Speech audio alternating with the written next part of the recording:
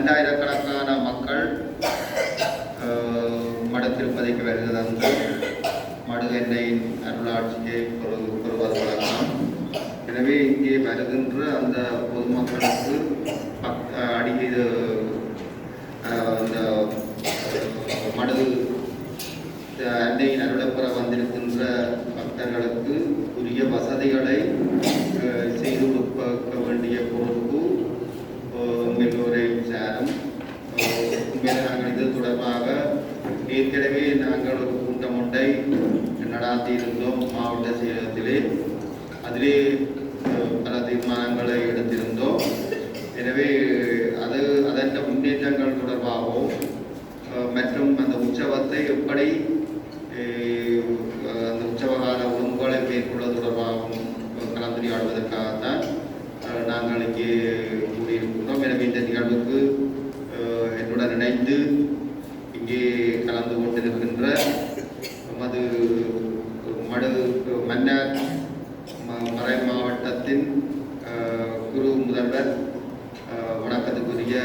கிறிஸ்துநேசரத்னம் அடிகளார் அவர்களே, இந்த நிகழ்விலே கலந்து கொண்டிருக்கின்ற மடு திருப்பதியின் பரிபாலகர் அவர்களே, பிரதேச செயலாளர் மற்றும் இங்கே மேலதிக சார்ந்தவர் கௌரவத்துக்குரிய தவிசாளர் மற்றும் இங்கே எமது அழைப்பேற்று வருகை தந்திருக்கின்ற சுகாதார வைத்திய அதிகாரிகள், அதே போன்று போலீஸ் பிரிவிலிருந்து போலீஸ் துறையிலிருந்து வருகை தந்திருக்கின்ற பொறுப்பு அதிகாரிகள் மற்றும் இராணுவ மற்றும் கடற்படையைச் சேர்ந்த உத்தியோகத்தர்கள்,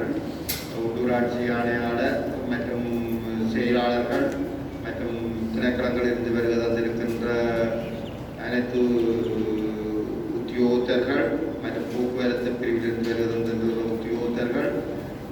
மற்றும் அருள் தந்தையர்கள், அருள் சகோதரர்கள் அனைவருக்கும்